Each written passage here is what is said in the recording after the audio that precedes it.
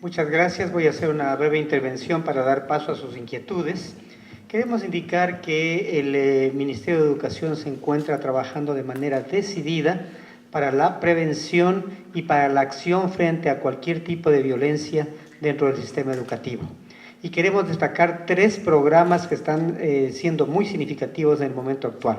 Ustedes conocen el programa Más Unidos, Más Protegidos, dirigido a prevenir y combatir la violencia sexual en el sistema educativo, programa en el cual nos encontramos implementando ya durante varios meses y que ha tenido productos extremadamente importantes, como es toda la campaña de prevención, como es el mejoramiento de los protocolos de denuncia y de sanción y como son los temas de restitución de derechos. También quiero destacar el programa Más Conciencia, Menos Violencia, dirigido a la disminución de la violencia en el sistema educativo, fundamentalmente a la violencia entre pares, al bullying, programa que fundamentalmente se está desarrollando acá en la ciudad de Guayaquil y que ha tenido un impacto muy grande, pues en las unidades educativas se han llevado adelante programas específicos y los chicos, las chicas están participando de manera muy directa en la prevención de cualquier tipo de violencia entre pares, entre chicos en el sistema educativo. Y quiero mencionar también que el día viernes se firmó un acuerdo interinstitucional para combatir el embarazo adolescente. Un tema fundamental que por supuesto implica de manera directa al propio sistema educativo, pero que también tiene que ver con el Ministerio de Salud, con el MIES, con el Ministerio de Justicia, con la Secretaría de Universidades, y que todas estas instituciones estamos trabajando de manera conjunta para prevenir el embarazo adolescente. Todos estos 3 elementos que he mencionado marcan una propuesta gubernamental muy clara de defensa de derechos de los chicos, de las chicas, de quienes están dentro del sistema educativo. Esta defensa de derechos implica el tener procesos de información profundos en los cuales tanto la familia como el Estado estamos involucrados para que nuestros chicos estén informados, puedan actuar de manera responsable, puedan prevenir todas las violencias que tienen a los cuales pueden estar expuestos dentro del sistema educativo y fuera de él. Estos programas, como ustedes ven, son extremadamente importantes, marcan una política pública de defensa de derechos y queremos tenerles presente y mostrarles que avanzamos día a día en esta recuperación de derechos de los chicos y de las chicas. Quisiera hasta aquí haber hecho esta exposición y más bien estar pues a su disposición para las preguntas.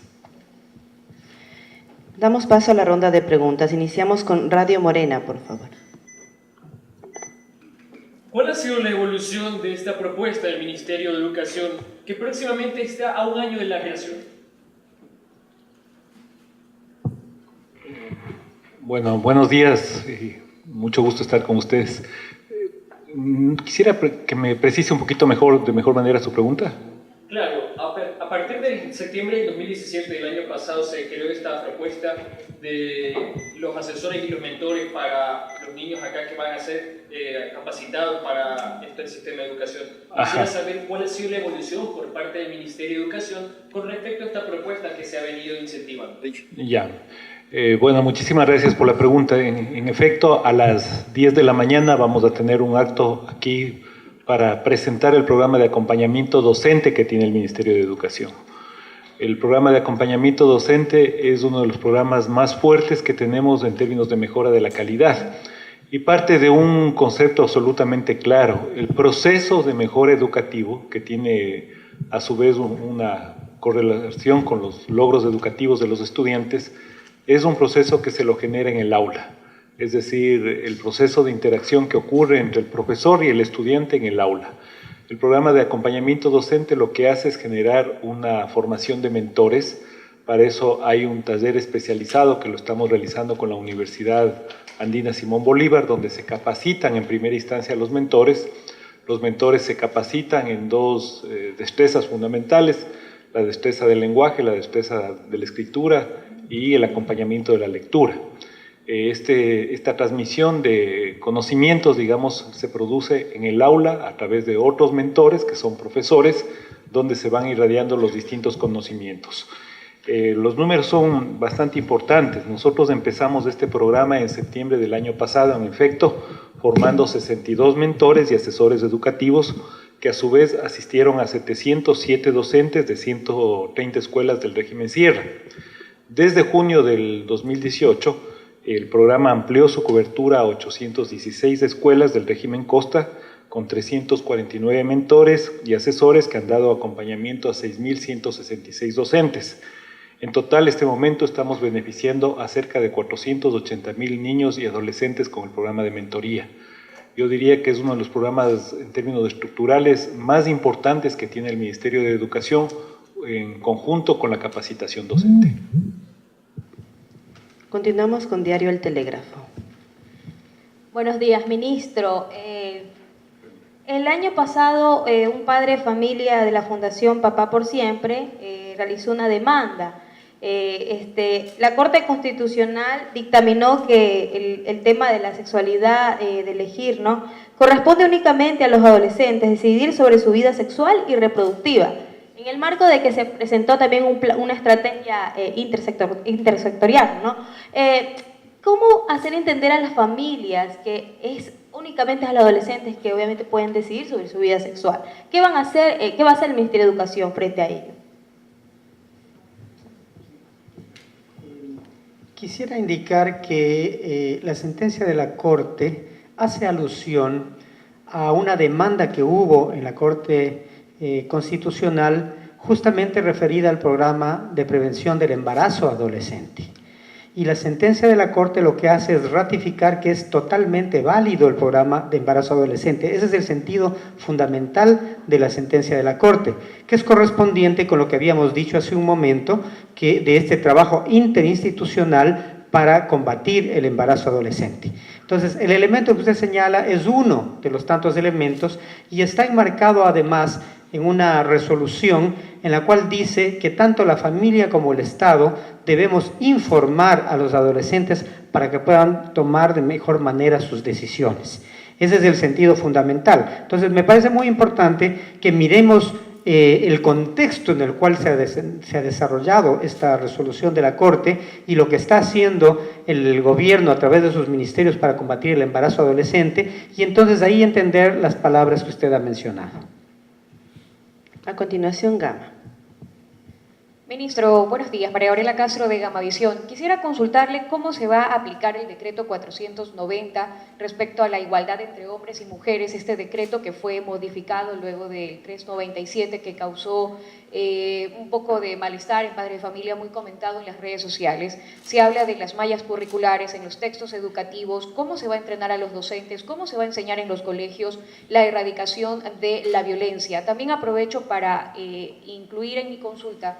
El viernes anterior, María Fernanda Parra, subsecretaria de Educación, mencionaba que se habían iniciado diálogos con los padres de familia y con los diferentes sectores. ¿Cuál es el cronograma o cómo se ejecutan estos diálogos? Gracias. Perfecto. Yo creo que la antesala de su pregunta es para todos comprender que hubo la aprobación de una ley de erradicación de la violencia contra la mujer y equidad de género promulgada por la Asamblea Nacional en noviembre del año pasado. Es muy importante esto porque si no nos saltamos un paso central, digamos, en la contestación de la pregunta. La ley fue debatida en la Asamblea Nacional, ahí están públicamente los debates, los argumentos que hubo. Finalmente esa ley fue aprobada con 81 asambleístas de los 122 asambleístas que estuvieron presentes en esa votación. La ley es de acceso público. Yo les invito a leer fundamentalmente el artículo 24 de la ley, donde marca un conjunto de responsabilidades para el sistema educativo. Esas responsabilidades para el sistema educativo es generar una transversalización en los aspectos de generación de oportunidades para la mujer, de evitar la violencia, de evitar el machismo, entre otros aspectos que determina la ley. El presidente de la República emitió un decreto ejecutivo, el que usted hace alusión, el 397, el 15 de mayo de este año. En ese decreto ejecutivo lo que hace es operativizar e instrumentalizar la ley.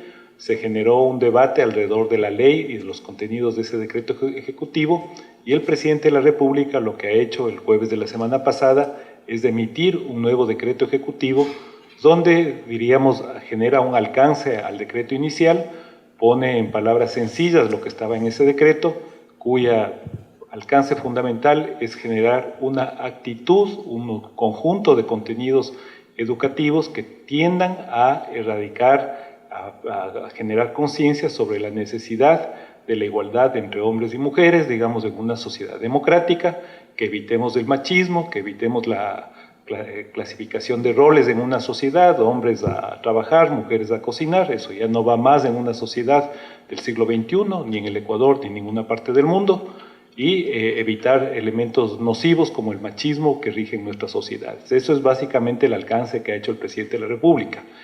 El decreto ejecutivo que fue emitido el 15 de mayo del año de este año le otorga al Ministerio un plazo de 180 días para generar los contenidos educativos.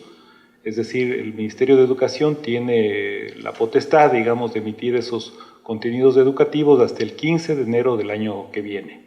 Yo quiero aprovechar su pregunta para indicar a toda la ciudadanía que no hay ni todavía ningún tipo de contenido educativo.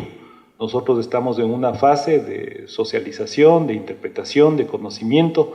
Vamos a generar todos los talleres y los acuerdos con el sistema educativo, padres, madres de familia, comunidades educativas, para escuchar, ver las diferentes percepciones, orientaciones que hay en la sociedad y generar los contenidos respectivos en este caso. Tenemos... enseñar a los chicos? Claro, no lo hay, pero lo va a ver y entendemos el contexto, pero ¿cómo se le va a enseñar a los chicos en el colegio? Bueno, primero, digamos, ya existen orientaciones en ese sentido, ya existen textos que transversalizan todos los elementos de erradicación de violencia contra la mujer. Existen textos, digamos, que definen los nuevos roles que tenemos cada uno en la sociedad. Creo que hay un clamor de la propia sociedad, digamos, de ir generando textos de equilibrio, de equidad alrededor de los aspectos de justicia social, de erradicar aspectos nocivos como el machismo en una sociedad, de clarificar los roles en una sociedad. Estos son los contenidos educativos que tenemos que generar en los próximos meses con acuerdos y con diálogo con todos los sectores educativos. Respecto a la segunda pregunta, efectivamente nosotros hemos empezado un proceso de diálogo con varios actores educativos. El día de ayer, por ponerle un ejemplo, yo estuve reunido en la ciudad de Cuenca en horas de la tarde con toda la comunidad educativa que representa en buena medida a las unidades educativas religiosas de la ciudad de Cuenca. Escuchamos atentamente sus demandas, las procesamos. Creo que es parte de la construcción de un diálogo democrático, escucharnos a todos, ver sus compromisos, sus planteamientos y ir generando, digamos, acuerdos de la mejor manera. El día jueves, es decir, pasado mañana, yo volveré a estar en la ciudad de Guayaquil. Tenemos prevista una reunión también con actores educativos que representan a las comunidades religiosas. Las vamos a escuchar, las vamos a procesar esos diálogos y finalmente lo que esperamos es que esos contenidos educativos, que además es una demanda de la sociedad, sean contenidos que nos representen a todos, que representen el rol de la familia, como está clarificado en nuestra Constitución, que evitemos ya todo aspecto de discriminación, todo aspecto de estereotipos contra la mujer, que clarifiquemos estos roles en la sociedad que tenemos cada uno de nosotros, pero a su vez tendamos hacia una sociedad mucho más equilibrada y con un concepto claro de justicia social y generación de oportunidades. Claro, también incluye la capacitación al docente para que pueda impartir. Por supuesto. Esto significa no solo la capacitación al docente, porque esa es la forma como se elaboran los aspectos curriculares. Primero se definen consensuadamente, se los lleva a un grupo especializado, así hemos actuado desde hace muchos años atrás en el sistema educativo, participan las universidades en la elaboración de estos textos y finalmente se los devuelve, digamos, a la sociedad para recibir comentarios y tenemos los textos definitivos. Quien transmite esos conocimientos indudablemente es el profesor o profesora, en este caso profesora mayoritariamente, porque 7 de cada 10 docentes son mujeres en el Ecuador. La última pregunta de Diario Expreso. Buenos días, señor ministro. Buenos días. Buen día. Bueno, con respecto al combate del embarazo en adolescentes, ¿qué tipo de acciones, qué tipo de trabajo se van a desarrollar con la finalidad de lograr este objetivo? Bueno, hay varios aspectos que son fundamentales en la estrategia que se presentó el día viernes. Por un lado, evidentemente, todos los mecanismos de prevención que Eso significa, digamos, generar aspectos educativos y contenidos educativos alrededor, y eso es lo que nos compete a nosotros, alrededor de comprender, digamos, que esto es un problema gravísimo en una sociedad.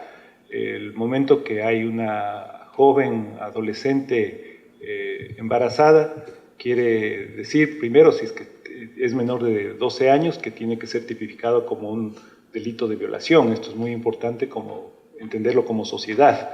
El segundo aspecto tiene que ver con que una niña o un adolescente que está embarazada generalmente deja sus estudios. Nosotros hemos adoptado todos los mecanismos, todos los resortes institucionales para que eso no ocurra en el sistema educativo, para que esa niña y adolescente tenga la capacidad de estudiar, pero generalmente lo que ocurre es este aspecto de deserción, que es uno de los aspectos más importantes de rezago estudiantil que tenemos en el Ecuador. Nosotros hemos dado una cifra absolutamente fuerte, digamos, de lo que implica la deserción en el sistema educativo. De acuerdo a los datos del ENEMDU, la encuesta de empleo y subempleo que tiene el país, no son datos muy precisos porque finalmente es una encuesta de empleo. Estamos hablando de 106.000 jóvenes, digamos, que desertan del sistema educativo, y buena parte de esa deserción ocurre justamente por el embarazo adolescente. Entonces estamos frente a un problema estructural sobre el cual tenemos que prevenir, generar los contenidos adecuados, los contenidos educativos y transversalizar la política pública. Por eso, si usted, felizmente me parece que nos acompañó el día viernes en el lanzamiento de la estrategia fue presentada por varios ministerios.